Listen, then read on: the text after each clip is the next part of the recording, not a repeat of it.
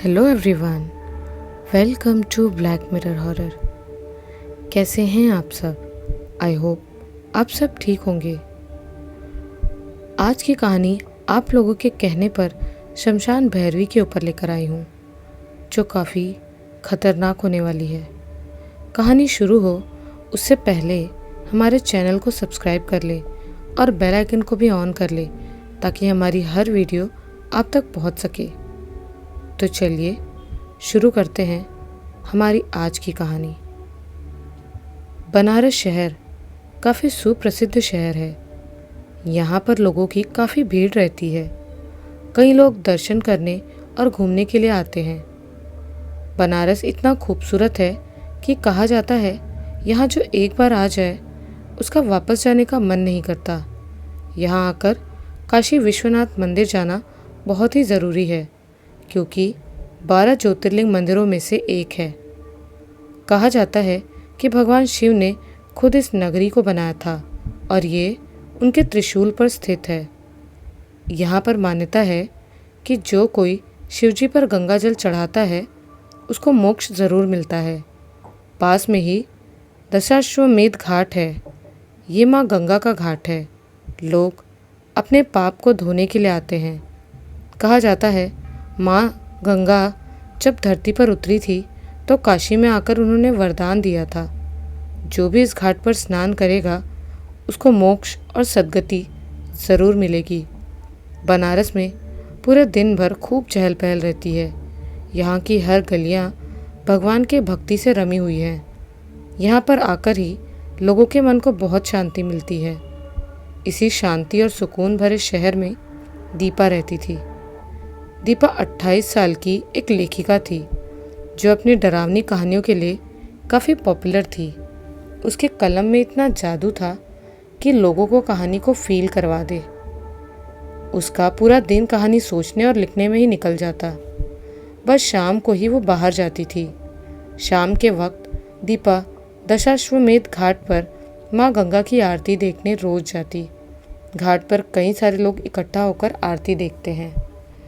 अगर बनारस आकर गंगा आरती नहीं देखी तो फिर क्या ही देखा। आरती खत्म होने के बाद भी आसपास घूमना दीपा का रोज का था, जब तक रात के 9 ना बज जाए। वैसे वहाँ 9 बजे भी काफ़ी चहल पहल रहती है। दीपा घाट पर जाकर गंगा नदी के बहते पानी को घंटों तक देखती रहती। उसका टाइम ऐसे ही पास हो जाता। उसका पास में घर होने के कारण वो जल्दी ही घर पहुंच जाती। उसके घर में वो और उसका पति विशाल रहते हैं। दीपा को घर आया देख विशाल ने बोला, तुमने आज फिर लेट कर दिया। अब जल्दी आकर खाना बनाओ यार, बहुत ज़ोरों से भूख लग रही है मुझे। दीपा ने बड़े प्यार से कहा, हाँ हाँ बनाती हूँ, आपको तो काफ़ी जल्दी ही भूख लग जाती है। विशाल भी बड़े प्यार के साथ बोला, आदत भी तुम्हारे इन प्यारे हाथों के खाने की जो लगी है।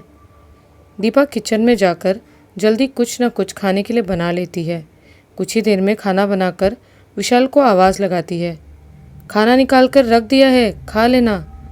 अब मुझे डिस्टर्ब मत करना, मैं कहानी लिखने जा रही हूँ। इतना कह दीपा अपने रूम में जाकर कहानी को लेकर विचार करने लगी। आखिर इस बार वो किस टॉपिक पर कहानी लिखे। कई सारी कहानी के प्लॉट तो उसके दिमाग में थे, लेकिन इस बार कुछ अलग लिखना चाहती थी। काफ़ी देर सोचने के बाद उसके दिमाग में आया, क्यों ना इस बार शमशान के ऊपर भयानक कहानी लिखे। हाथ में कलम लेकर तो बैठ गई, लेकिन कुछ दिमाग में आ ही नहीं रहा था। तभी दीपा को ख्याल आया, पास में ही शमशान घाट है, उसमें चलकर स्टोरी लिखूं क्या। वैसे भी कहानी को महसूस किए बिना नहीं लिख सकते, और कहानी को लिखने के लिए उस वातावरण में ढलना भी पड़ता है। उसने अपने पति से बोला, आज रात मैं कहानी लिखने पास के शमशान घाट जा रही हूँ, तुम सो जाओ, मैं सुबह ही आऊँगी। इतना कह दीपा अपना सामान जैसे कॉपी और पेन लेकर निकल पड़ी। रात के 11 बज गए। धीरे धीरे सारी दुकानें बंद होने लगी। दीपा बनारस के रोड पर अकेले भटकते भटकते काफ़ी दूर आ गई थी। अब आसपास काफ़ी सुनसान इलाका था, जिससे दीपा थोड़ी सी सहम गई। सुनसान इलाका देखकर कोई भी थोड़ा बहुत तो डरता ही है। तभी पास में कुछ दूरी पर उसको चारदीवारी के अंदर से कई सारे लोग आते दिखाई दे रहे थे। दीपा ने जल्दी उस ओर अपने कदम बढ़ा दिए। पास जाकर देखा तो बहुत ही बड़ा शमशान घाट, मणिकर्णिका घाट, ये कभी बंद नहीं होता, हमेशा खुला ही रहता है। दीपा शमशान घाट को देखकर इधर उधर नज़रें फेरने लगी, लेकिन उसको आसपास कोई नज़र नहीं आ रहा था।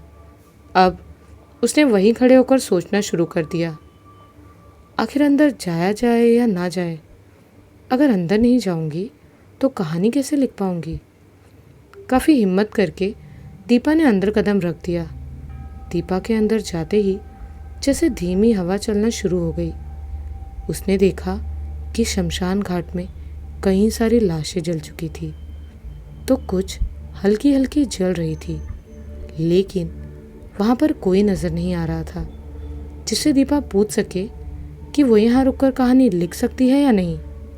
खड़े खड़े पैर में दर्द भी होने लगा। उसने आसपास नज़रें घुमाई तो उसको पास ही में बैठने के लिए एक बेंच दिखाई दी। उसने देरी ना करके जल्दी अपने सामान को उस पर पटक दिया और बैठकर गहरी सांसें लेने लगी। वो काफ़ी ज़्यादा थक भी चुकी थी। आसपास हमेशा की तरह खौफनाक लग रहा था। दीपा ने बड़े ध्यान से आसपास का नज़ारा देखा, फिर कहानी लिखना शुरू कर दिया। कहानी लिखते हुए करीब 1 बज गए। अब दीपा को भी नींद आने लगी थी। उसने अपने सामान को साइड किया और उस पर सर रखकर सोने लगी। लेकिन शमशान घाट में डर का माहौल ना हो, ऐसा हो सकता है क्या? दीपा ने आंखें बंद ही की थी, तभी पास के पेड़ों में हलचल होने लगती है। दीपा तुरंत घबरा कर उठ के बैठ गई और देखने लगी। उसने मुस्कुराते हुए खुद से कहा, लग रहा है कहानी का असर मुझ पर ही हो रहा है। मैं खुद डरने लगी हूँ। लेकिन उसको कुछ देर तक बिल्कुल कुछ नहीं हुआ।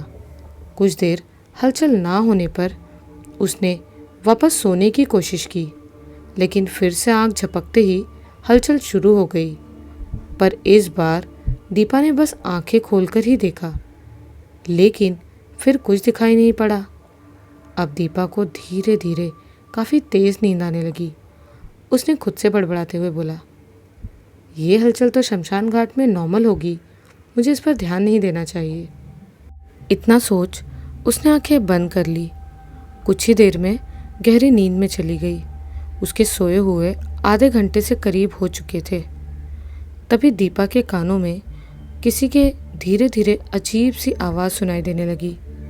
लगातार आवाज़ आने के कारण उसने हल्के से आंखें खोल गर्दन को दाएं तरफ करके देखने की कोशिश की।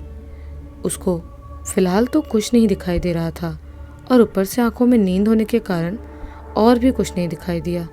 लेकिन तभी कुछ दूर पर एक औरत चिता पर बैठी हुई दिखाई दे रही थी। शायद वो कोई पागल औरत हो या फिर शमशान में रहने वाली भी हो सकती हो। दीपा ने इतना ध्यान नहीं दिया।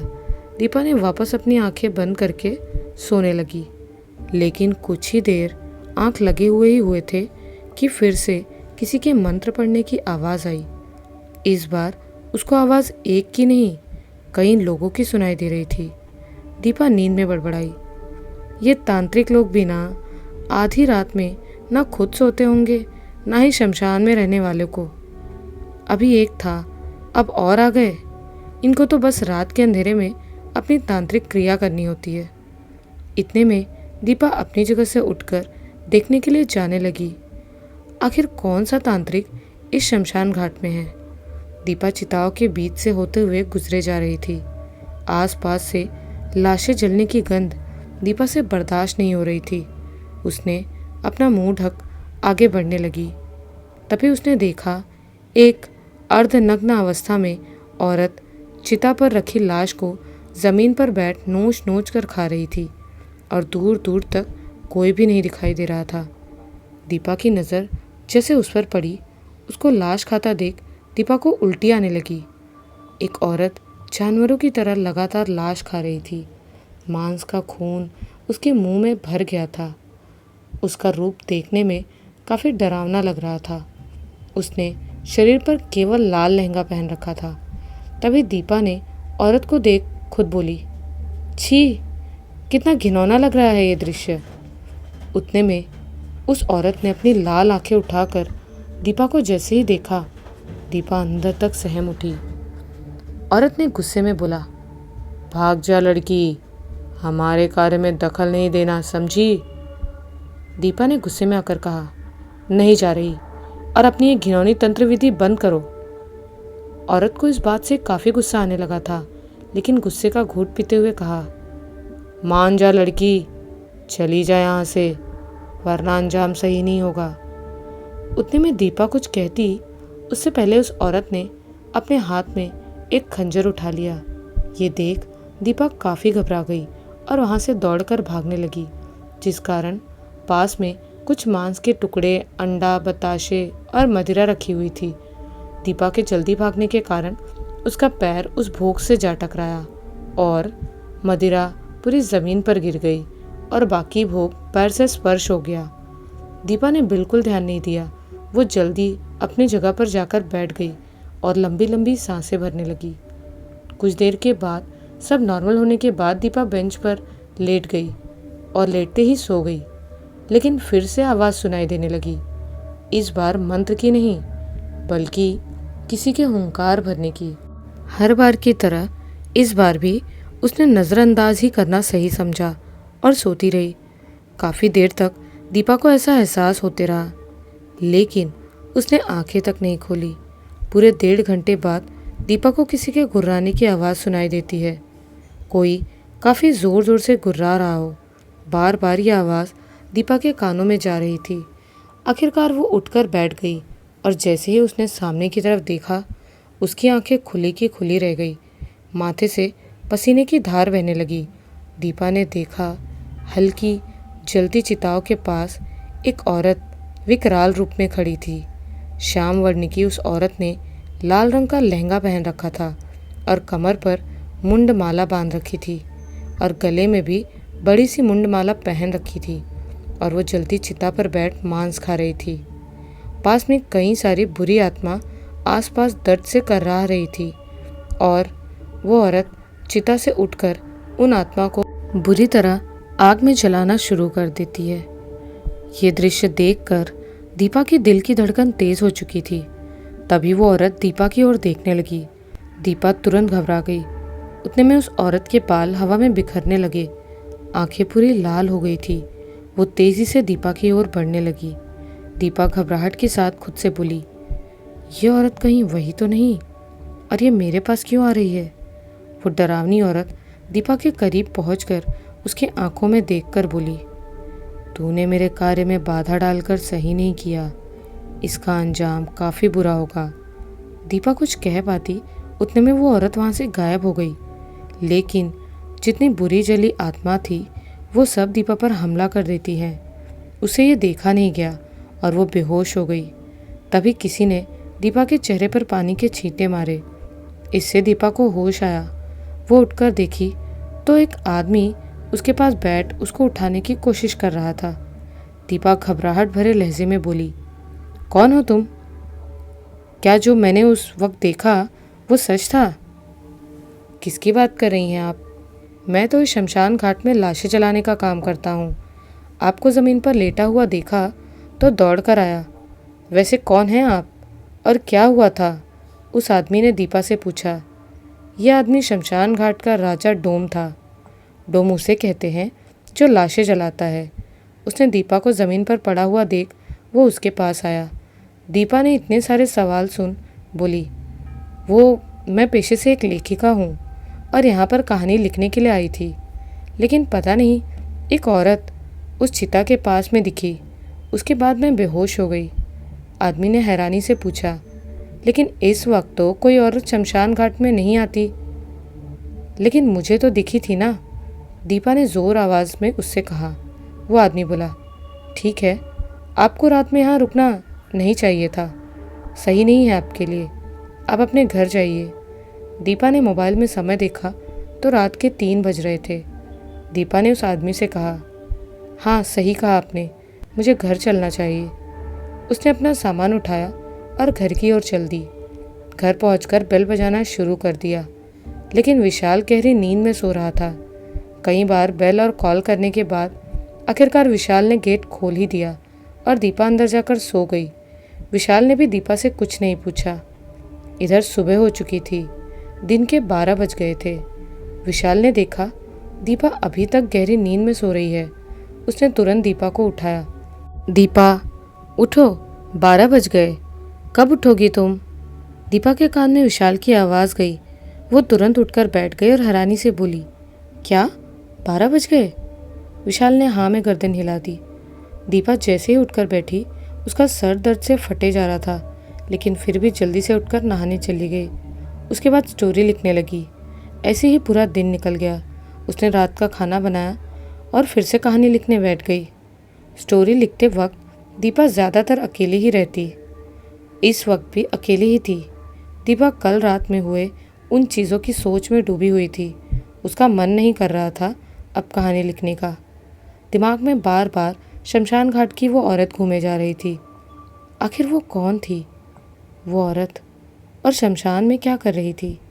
दीपा ने फैसला किया आज रात पता करके रहेगी कि कौन थी वो औरत। उसने अपना सारा काम बंद किया और अपने पति को बताकर शमशान घाट की तरफ निकल पड़ी।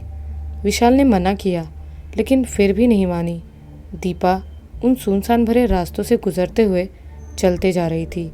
रोड पर आसपास कई सारे पेड़ थे।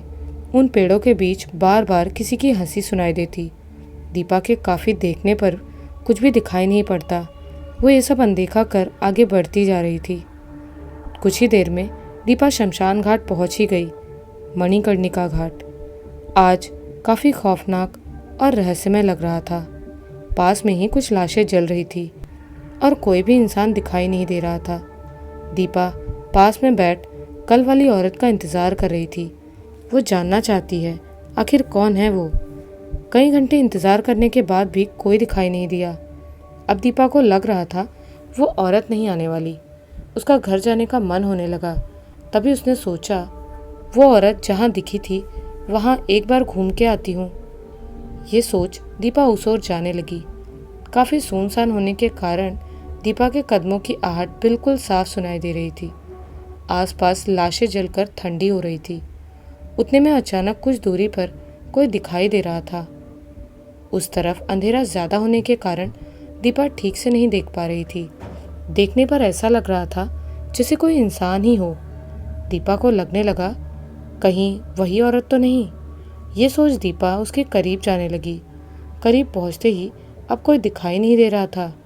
गुप्त अंधेरे में दीपा की नज़रें उस शख्स को खोजने की कोशिश कर रही थी, लेकिन वो वहाँ उपस्थित नहीं थी। निराशा भरा चेहरा लेकर जैसे ही वो वापस आने के लिए पलटी, तभी किसी का भयानक हाथ दीपा के कंधों पर पड़ा। ये महसूस कर दीपा एक पल के लिए स्तब्ध सी रह गई।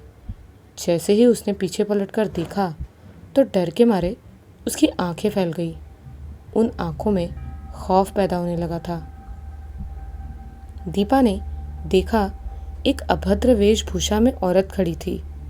उसका रूप काफ़ी गंदा था। देखने में कई सालों से नहाया ना हो। शरीर से अजीब सी महक आ रही थी। दीपा ने हल्की रोशनी में उसका चेहरा देखा। ये दूसरी भयानक औरत थी, काफ़ी अजीब सी दिखने वाली। दीपा ने घबरा कर पूछा, आप इस रात और इस अंधेरे में क्या कर रही हो? क्या आप यहीं पर रहती हो? लेकिन उस औरत ने कोई जवाब नहीं दिया और एकटक दीपा को ही घूरे जा रही थी। दीपा ने कई सवाल किए पर किसी सवाल का जवाब नहीं दिया। कुछ देर के बाद वो औरत बिना कुछ कहे सुने ही पलटकर वापस काले घने अंधेरे में जाने लगी। दीपा ने आवाज़ दिया पर वो औरत सुनने वाली ही नहीं थी। दीपा ने उसके पीछे पीछे चलना शुरू कर दिया। चलते चलते एक कोने में आ गई जहाँ पर कुछ घंटे पहले कोई लाश जलाई होगी। बस उसकी राख ही वहाँ बची पड़ी थी। वो औरत उसी जगह पर खड़ी हो गई। दीपा ने करीब आकर हल्के से कंधे पर हाथ रखा। उतने में वो औरत जैसे ही पीछे मुड़ी, दीपा की आंखें फटी की फटी रह गई, क्योंकि उस औरत की आंखों में से रक्त की धार बह रही थी। देखते ही देखते उसका शरीर पूरा काला पड़ने लग गया। साथ ही साथ पूरा रूप भी विकराल व भयानक होने लगा। दीपा ये सब मौन खड़े होकर देख रही थी। उस औरत ने दीपा की आंखों में देखकर जोर जोर से अट्टहास करने लगी। उसकी आवाज़ काफ़ी खौफनाक थी। दीपा का तो दिल दहल गया। उसको ये औरत साधारण नहीं लगी, बल्कि कोई खतरनाक आत्मा लगी जो दीपा से काफ़ी क्रोधित हो। उसको इस बात पर यकीन तब हुआ जब उसका भयानक रूप और भी डरावना लगने लगा। उसका रूप देखकर दीपा ने मन में कहा, आखिर वो औरत नहीं बल्कि मौत से मिलने आई है। उतने में उस औरत ने ज़ोर से दीपा का गला पकड़ लिया और हवा में ऊपर उठा दिया। दीपा ज़ोर से छटपटाने लगी। उसके हाथ पैर ज़ोर ज़ोर से वो हिलाने डुलाने की कोशिश कर रही थी। वो खुद को छुड़ाने की बेहद कोशिश कर रही थी, लेकिन वो औरत उसकी हरकत पर ज़ोर ज़ोर से हंसे जा रही थी। उस औरत ने डरावने स्वर में कहा, तूने यहाँ आकर बहुत ही बड़ी गलती की है, तुझे मार ही दूंगी मैं। इतने में दीपा का शरीर अकड़ चुका था और अब उसका दम घुटने लगा। दीपा दर्द से बहुत बुरी तरह से चीख और चिल्ला रही थी। तभी उस औरत ने ज़ोर से धक्का दिया और दीपा ज़मीन पर गिरकर बेहोश हो गई। अब उसके शरीर की जलन खत्म हो चुकी थी। सुबह का वक्त हो चुका था। तभी दीपा के कानों में उसके पति विशाल की आवाज़ सुनाई देती है, दीपा। दीपा ने तुरंत अपनी आंखें खोल दी, लेकिन उसका सर दर्द से फटे जा रहा था। उसने सर पर हाथ रखकर उठकर देखा तो काफ़ी हैरान हो गई थी। वो इस वक्त शमशान घाट में नहीं बल्कि अपने घर में थी। विशाल ने दीपा से कहा, तुम पागल हो क्या जो शमशान घाट में लाशों के बीच सो रही थी? आखिर ऐसा कौन करता है? दीपा विशाल की बात सुनकर उसकी तरफ देखकर बोली, क्या मैं शमशान घाट में ही बेहोश हो गई थी क्या? बेहोश हो गई थी? लेकिन कैसे? विशाल ने पूछा। दीपा ने बात छुपाते हुए कहा, पता नहीं, शायद लाशों के गंध से बेहोश हो गई होगी। आखिर दीपा ने रात की बात विशाल से क्यों छुपाई? क्यों नहीं विशाल को बताया? पूरे दिन दीपा रात की घटना के बारे में सोचती रही। उसका किसी काम में भी मन नहीं लग रहा था। उसके साथ धीरे धीरे बुरी चीज़ें हो रही थी। जब से शमशान घाट गई थी उसने ये सब तब से ही चल रहा था। अब रात का वक्त हो चुका था। दीपा डिनर करके अपने कमरे में आराम से बैठी हुई थी और कहानी लिखने की कोशिश कर रही थी। तभी 12 बजे दीपा को अपने रूम की खिड़की के पास किसी के होने का एहसास होता है। दीपा तुरंत उसी ओर देखती है तो किसी की परछाई दिखाई देती है, जैसे खिड़की के पास कोई खड़ा हो। दीपा ने खुद से कहा, इस वक्त खिड़की पर क्या चीज़ है? कहीं कोई बिल्ली तो नहीं? वो अपने धीमे कदमों से आगे बढ़ने लगी। उसने पास जाकर आराम से पर्दा हटाया। पर्दा हटाकर देखा तो वहाँ कोई भी मौजूद नहीं था। उसने खिड़की खोलकर भी देखा, लेकिन बाहर कोई नहीं था दूर दूर तक। दीपा ने खुद को रिलैक्स किया और कहा, ज़रूर कोई बिल्ली ही होगी जो भाग गई होगी। ये सोच दीपा ने खिड़की बंद करके वापस अपनी जगह पर बैठ गई। जैसे ही उसने टेबल पर देखा तो उसमें एक अजीब सा चेहरा बना हुआ था। चेहरा उसी शमशान वाली औरत का था। देखने में काफ़ी डरावना था। दीपा घबरा कर पीछे हटी और खुद से बोली, ये चेहरा कैसे बन गया यहाँ पर? तभी दीपा ने उस चेहरे को छूने के लिए हाथ आगे बढ़ा दिया। जैसे ही चेहरे पर हाथ रखा, उसमें से दीपा को तेज झटका लगा और वो पीछे जाकर गिरी। उसने देखा कि उस चेहरे से एक लाल रंग का जीव निकल रहा था। पहले उसमें से सर बाहर आया और देखते ही देखते एक बड़ा सा शैतान बाहर आकर खड़ा हो गया। वो शैतान दीपा को देखकर जोर जोर से खौफनाक हंसी हंसे जा रहा था। दीपा का डर के मारे गला भी बैठ चुका था। मुंह से आवाज़ तक नहीं निकल रही थी, जैसे दीपा ने अपनी आवाज़ खो दी हो। शैतान धीरे धीरे दीपा के करीब जाने लगा और दीपा कोने की तरफ जाने लगी। शैतान लंबा था, जिस कारण उसका सर छत से टकरा रहा था। तभी शैतान का सर पंखे से जा लगा और तेज़ी से कमरे में खून की बारिश होने लगी। दीपा पूरी खून से भीग चुकी थी, लेकिन वह शैतान फिर भी नहीं रुका। कुछ ही पल में वो शैतान फिर से ठीक हो गया। अब दीपा के वो और भी करीब आ गया था। दीपा पूरी तरह से दीवार में चिपक चुकी थी, जिस कारण अब वो भाग कर भी नहीं जा सकती थी। इतने में उस शैतान ने 2 कदम बढ़ाए तो दीपा के काफ़ी करीब पहुंच गया और अगले ही पल एक और कदम जैसे ही बढ़ाया उतने में दीपा के आर पार हो गया और शैतान वहाँ से चुटकियों में गायब हो गया। दीपा को समझ नहीं आया, क्या शैतान भाग गया या उसके अंदर समा गया। वो डर के मारे काफ़ी घबराई हुई सी थी। वो जल्दी से विशाल के कमरे की तरफ भागी, चेहरे पर डर के भाव लेकर विशाल के कमरे में घुसी और जल्दी से विशाल को उठाने लगी। विशाल, जल्दी उठो, वो मेरे कमरे में कोई है, मुझे बचाओ विशाल। विशाल तुरंत हड़बड़ाहट के साथ उठ खड़ा हुआ और दीपा की घबराहट देख बोला, क्या हुआ दीपा? दीपा बोली, मेरे कमरे में शैतान है, जल्दी चलो। विशाल जल्दी से दीपा के कमरे के पास दौड़कर पहुंच गया और अंदर जाकर देखा, लेकिन चारों तरफ कोई नहीं दिखाई दिया, ना ही किसी कोने में कोई दिखाई दिया। विशाल ने दीपा की तरफ देख कहा, अरे तुम्हें इतना ही होश नहीं कि सपना और हकीकत में अंतर होता है? दीपा थोड़ा नरमी से बोली। लेकिन विशाल थोड़ा चिढ़ते हुए बोला, क्या लेकिन दीपा, ये बताओ घर में शैतान कैसे आ सकता है? ये तो सपने में ही हो सकता है, इसीलिए कहता हूँ हॉरर पे कहानी मत लिखा करो, तुम्हारा दिमाग पर असर होता है। दीपा अगले पल बोली, नहीं यार, टेबल पर कोई चेहरा बना, उसमें से एक शैतान बाहर निकलकर आ गया। विशाल दीपा की बात पर यकीन नहीं कर रहा था और दीपा विशाल को अपनी बात पर यकीन दिलाना चाहती थी। विशाल ने कहा, अच्छा छोड़ो ये सब और अब मेरे साथ सोने चलो, वहाँ तुम्हें डर नहीं लगेगा। दीपा को यह ख्याल ठीक लगा और वो विशाल के साथ जाने के लिए मान गई।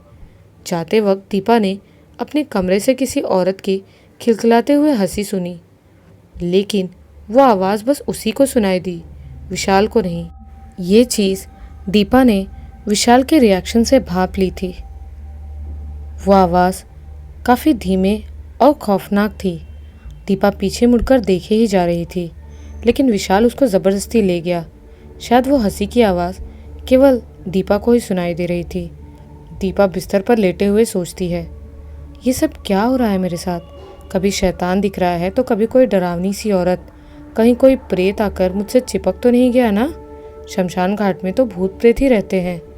ये सब सोच दीपा काफ़ी चिंतित हो रही थी। विशाल तो अब तक सो चुका था, अब दीपा भी सो जाए। कुछ घंटे बाद विशाल की खुद ब खुद नींद खुल गई। उसने जब करवट ली तो देखा बेड पर दीपा वहाँ मौजूद नहीं थी। विशाल ने हैरानी से कहा, ये दीपा कहाँ चली गई? इतने रात में कहीं वो अपने रूम में तो नहीं गई? इतने में विशाल उठकर दीपा के कमरे की तरफ बढ़ने लगा। दीपा के कमरे में जाकर विशाल ने देखा, लेकिन वो वहाँ भी मौजूद नहीं थी। तभी विशाल को अजीब सी आवाज़ सुनाई देती है, जिसे कोई ऊपर छत पर हो। विशाल के कानों में आवाज़ जाते ही उसने सोचा, कहीं दीपा छत पर तो नहीं, लेकिन इस वक्त क्या कर रही होगी? विशाल जल्दी जल्दी छत की तरफ जाने लगा।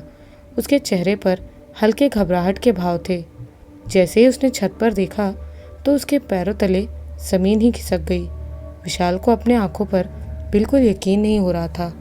उसके सामने लाल लहंगा पहने हुए एक औरत पीठ करके बैठी हुई थी, जिसकी केवल पीठ दिख रही थी और वो कोने में बैठकर कुछ खा रही थी। उस खाने से काफ़ी ज़्यादा गंध आ रही थी, किसी सड़ी हुई चीज़ की, जो सीधे विशाल के नाक में जा रही थी। विशाल उसके करीब जाकर देखता है तो वह दीपा ही थी। दीपा को इस तरह देखकर विशाल काफ़ी भौचक्का सा रह गया। दीपा की आंखें विशाल ने देखी तो उसमें से खून की धार निकल रही थी। ये दृश्य काफ़ी विभत्स था। विशाल ने दीपा को हिलाते हुए बोला, ये तुम्हें क्या हो गया है? और तो तुमने कैसे कपड़े पहने हैं? दीपा गुस्से से विशाल को घूरते हुए बोली, दीपा नहीं हूँ मैं, उसकी मौत हूँ। आखिर क्या हो रहा है दीपा के साथ? क्यों दीपा को भयानक चीज़ें दिख रही हैं? और वो शमशान में भयानक रूप में कौन थी? ये सब आपको पता चलेगा इस कहानी के दूसरे भाग में। मिलती हूँ बहुत जल्द आप सभी से इस कहानी के दूसरे भाग के साथ। जय माता रा।